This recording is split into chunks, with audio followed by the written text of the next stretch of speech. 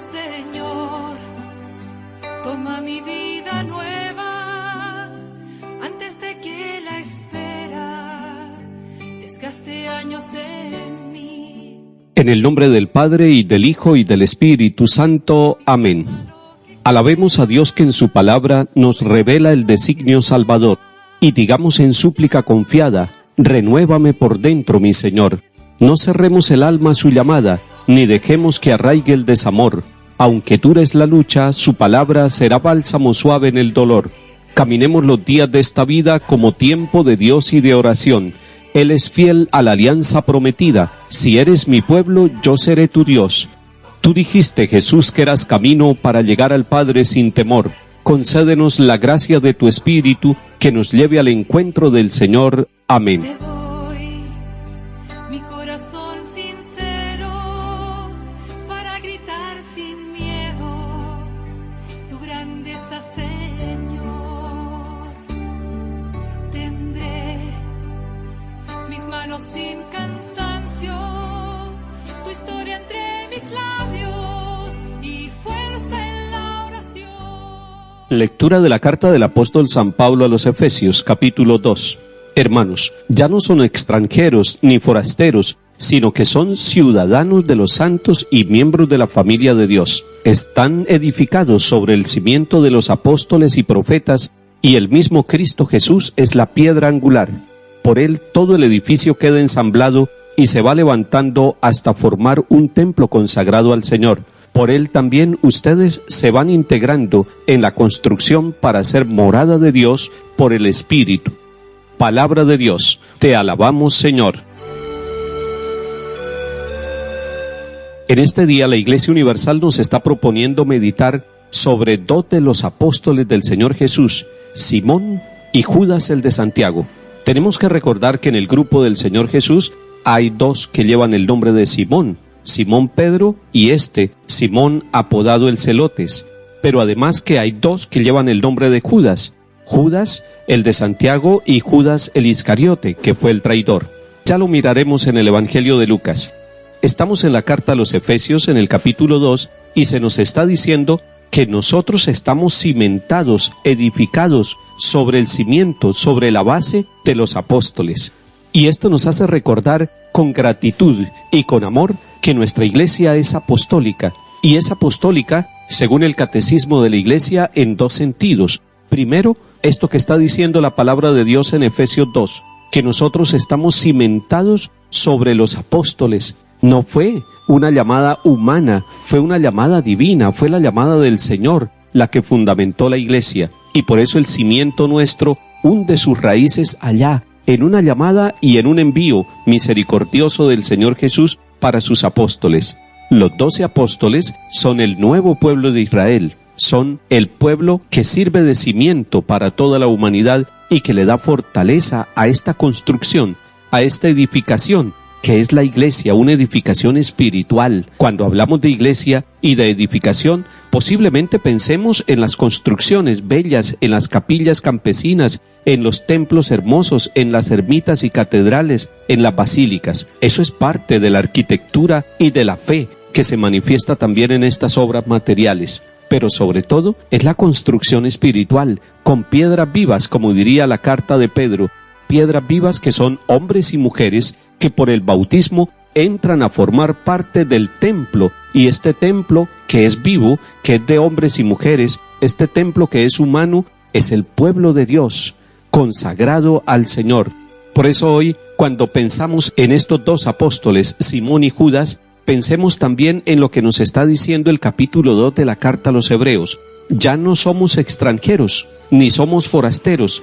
Qué bello es llegar a cualquier ciudad del mundo y saber que se están tomando las mismas lecturas, que se tiene la misma liturgia, que hay una unidad en todos los 5 continentes en la manera como se expresa fundamentalmente la vida de los católicos. Porque ya no somos extranjeros ni forasteros. Cuando usted tenga la experiencia de ir a otro país y llegar a un templo católico, se sentirá como en su propia casa, se sentirá acogido y dirá: este es mi lenguaje, esta es mi iglesia, esta es mi casa. Es que ya no somos extranjeros ni forasteros, sino que somos ciudadanos de los santos. ¡Qué bella expresión! O sea, nosotros hacemos parte de aquellos que han santificado su vida. Los santos en la palabra de Dios son aquellos que han recibido la llamada del Señor y que se han puesto en camino. No son santos porque están exentos del pecado, sino porque están en esa lucha espiritual de que nos ha hablado la carta a los Efesios, y son vencedores y son santos porque la ayuda del Espíritu Santo y el amor misericordioso del Padre los acompaña.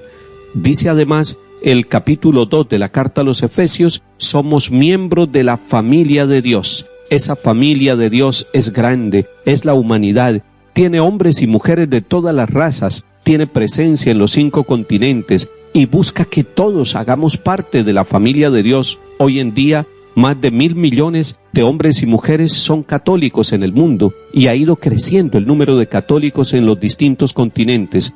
Uno no ve ese crecimiento, no lo aprecia, no lo valora, y de pronto no es noticia en los medios de comunicación. Sin embargo, es el crecimiento de la familia de Dios, de esa obra que Cristo comenzó con los apóstoles y que hoy agradecemos al Señor.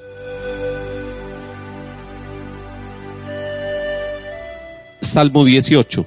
El cielo proclama la gloria de Dios, el firmamento pregona la obra de sus manos. El día al día le pasa el mensaje, la noche a la noche se lo susurra. Sin que hablen, sin que pronuncien, sin que resuene su voz, a toda la tierra alcanza su pregón, y hasta los límites del orbe su lenguaje.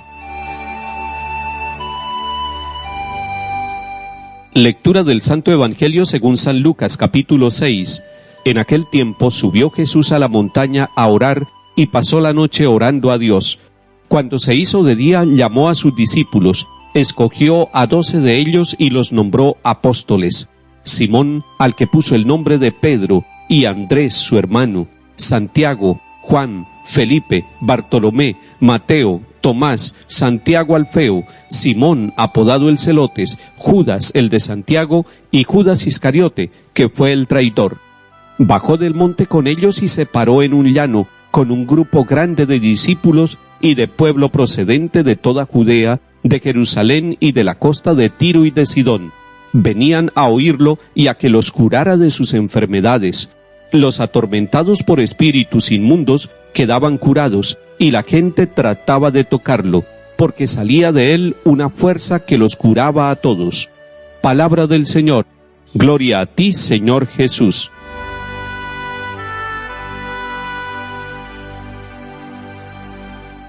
Jesús sube a la montaña a orar, y esa oración es un diálogo íntimo, amoroso con el Padre Celestial.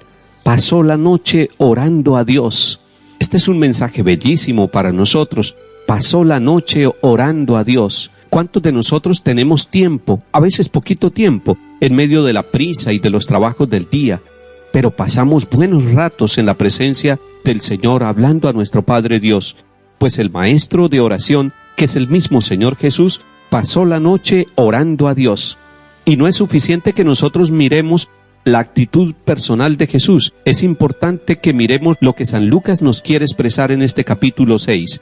Jesús pasa toda la noche en diálogo con el Padre Celestial, y como fruto de esa vigilia, de esa noche entera de encuentro amoroso entre el Padre y el Hijo, viene un fruto. ¿Cuál es el fruto? Que cuando se hace de día, llama a sus discípulos, escoge a los 12 y los nombra apóstoles. El grupo de discípulos era un grupo grande que lo seguía, pero dentro de ese grupo grande, el Señor Jesús escoge a los 12. Y ese 12 es simbólico, es mostrándonos que es el nuevo pueblo de Dios, así como en el Antiguo Testamento, las 12 tribus de Israel, los 12 hijos de Jacob. A estos 12 los nombró apóstoles. Recordemos todos que la palabra apóstol significa enviado, lanzado. Y entonces la iglesia es apostólica, es enviada, es lanzada. Y el bautizado hombre o mujer se hace apóstol en el bautismo y en la cercanía con la iglesia, con los sacramentos y en la comunión de la vida del pueblo de Dios. Está la lista de los 12, donde figuran los 2 apóstoles que estamos celebrando hoy, Simón y Judas el de Santiago. Estamos dando gracias por ellos, porque libremente respondieron sí a la llamada del Señor. Y es que el Señor continúa llamando y continúa tocando la libertad de cada uno de nosotros para que le respondamos.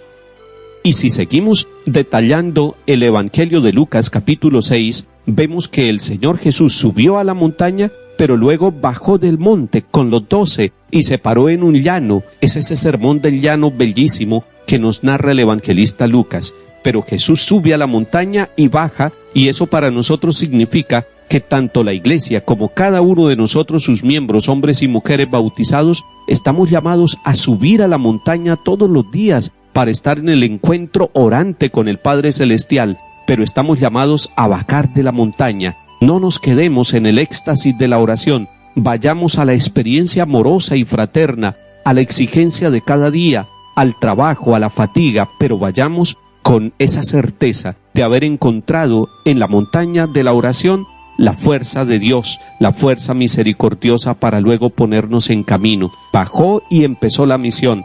Esa es la tarea de la iglesia y esa es una dinámica de la iglesia todos los días, orar y estar en la presencia del Monte Santo, pero bajar y estar en la cercanía de toda clase de personas con sus necesidades, con sus alegrías y con sus trabajos. Que el Señor siga haciendo hermosa nuestra Iglesia Católica y que nos siga bendiciendo a todos nosotros. En el nombre del Padre, y del Hijo, y del Espíritu Santo. Amén.